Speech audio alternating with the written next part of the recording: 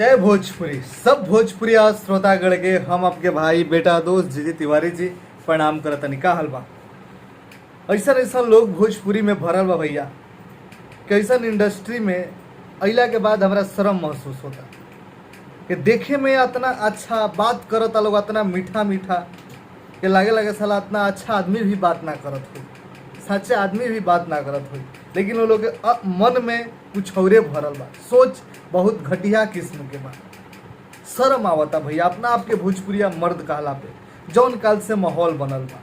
और ओपे भी देखी कैसन चीज के भी सपोर्ट करे वाला भोजपुरी इंडस्ट्री में लोग बैठल बा जे हर मैटर में कुछ जाला लोग अपना आपके मतलब कोनो भी विवाद होखे चाहे कतनो ओकर गलती के प्रूफ देखा दी फिर भी वो कहियन कुछ चीज सही बाटे। हम नहीं कहत कि नीलकमल सिंह के पीछे साजिश भइल बा, ई हला हो रहल बा, चर्चा हो रहल बा, कुछ लोग ऐसा आगे कह रहल बा क्या कभी और लोग तो बात करत रहे तो ना उतना ध्यान देनी। लेकिन अभी क्या भइल बा कि अखिलेश कश्यप जी एगो पोस्ट डालले बाड़े जेमे वो लिखले बाड़े गलतियां इंसान से ही होती है, ये एक अपराध है पर नीलकमल भाई के साथ बहुत बड़ी साजिश की गई है और इस साजिश का पर्दाफाश बहुत जल्द होगा, नीलकमल भाई धैर्य रखिए।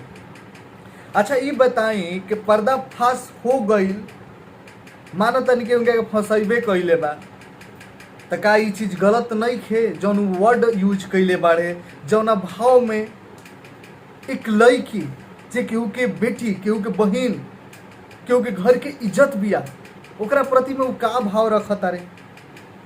औरत कौनो भी होके ओकर चाहे कौनो भी धंधा होके केहू का अधिकार नहीं खे ओकरा बारे में कुछ भी बोले के, सिर्फ ओकरा छोड़ के। गलती साजिश के तहत आइल होखे, लेकिन गलती तो गलती ही होला भैया। और ऐसा लोग भोजपुरी इंडस्ट्री में भी बा के विवाद में कूद के अपन नाम कमाइल चाहता।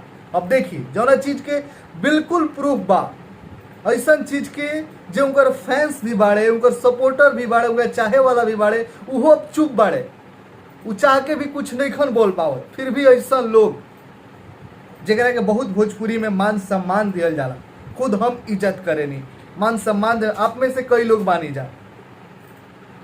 साजिश भइल बा, वो आदमी अब तक साजिश भइल बा तो एक भी बार लाइव चाहे वीडियो बना के माफी तक ना मंगलस।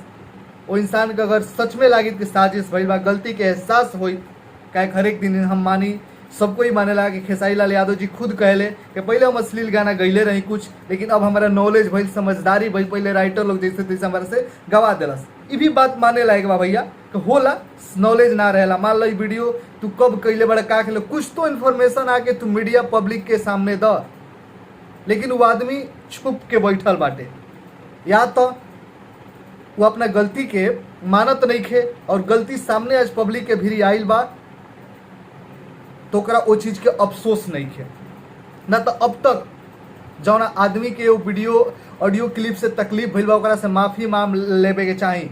पब्लिक में आपके मुखौटा 2 रुपया जौन आप 2 मुहा भइल बानी जा आप लोग सब कोई जे भी आपके तो पब्लिक के समझ में आइल बा कि भोजपुरी में हाथ जोड़ के भगवान है ये है कहे वाला पर से विश्वास उठ गइल बा, सिर्फ ही झूठ मूठ के ड्रामा होला। ऐसे आप लोग से हम कहे नहीं कि आप लोग हाथ जोड़े वाला और गरीबी के रोवा रोए वाला हम हई स्ट्रगल करे बानी, हो स्ट्रगल के नहीं, वो से केहू स्टार ना बनेला, वो से केहू गायक, वो से केहू डांसर, वो से केहू एक्टर ना बनेला। वो सब खातिर टैलेंट चाहेला, जेकरा अंदर टैलेंट होई ओकरा के आगे बढ़ाई और भोजपुरी में संस्कार और शिक्षा लाई। क्या एक अशिक्षित और असंस्कारी आदमी यह भोजपुरी के हाल करी। बस यह कहल चाहम कि ऐसा लोग अभी भी बाड़े जे ऐसा मामला इतना प्रूफ देला के बाद भी वो अपन रोटी सेकल चाहता रे, लेकिन उनका वो औरत के तनिको परवाह नहीं खे, वो इज्जत के तनिको परवाह नहीं खे कि वो लड़की के बारे में कितना गंदा सोच एक इंसान रखले बाटे। इससे घटिया काम का हो सकता। वो कतनो अच्छा गावस चाहे कुछ वो करस, अच्छा गावे वाला और भी गायक मिल जीहन, अच्छा नाचे वाला और कलाकार मिल जीहन, लेकिन सब कुछ होके अच्छा, लेकिन इंसान अच्छा नहीं खे तो ओकरा के स्वीकार ना कही जा सकता। और उनका सपोर्ट करे वाला भी इंसान उसका से भी घटिया इंसान बाटे। आपके साजिश लागता तो आप साजिश के पर्दाफाश करी, प्रूफ दिखाई, और साजिश के बाद भी आप कैसे कह सकता नहीं कि सही बारे, तो अपना मुंह से नहीं खन बोल ले। बात करल बनी साजिश के, तो ऐसा कामे का है कहनी कि आप साजिश के शिकार हो गई नहीं। गलती कामे मत करी कि आपके प्रति केहू साजिश करे। शर्म आवे की चाहिए आप लोग के।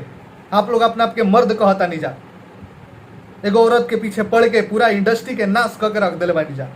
मामला कितना दिन से आज भी वो मामला शांत नहीं हो पाओ। एक औरत के प्यार के सजा बाटे का के ऊपर विश्वास कर लेलस, तू गलती कर देली। ऐसा मर्द समाज पे घृणा आ रहा बा और शर्मिंदगी महसूस हो रहा बा। कैसन मर्द बा जे औरत के इतना घिन घिन नजरिया से देख रहा बा और फिर भी वो अपने आप के मर्द कह रहा बा। जय भोजपुरी, एकता बना के रखी जा। का आप लोग राय बा, सवाल बाटे ऐसा लोग खाती आप लोग का कहल चाहते जा, नीचे कमेंट सेक्शन में बताई जा। जय भोजपुरी, एकता बना के रही जा। गलत गलत होला, चाहे ओकर मकसद कुछ भी होके। काहे के ई चीज हमनी के एक आदमी पर अप्लाई नहीं हो, इसे जनता देख रहा बा, लोग पे असर पड़ेला। तो गलत करे वाला के साथे गलत होके के चाहिए और उनका सजा मिले के चाहिए। जय भोजपुरी, एकता बना के रखी जाए।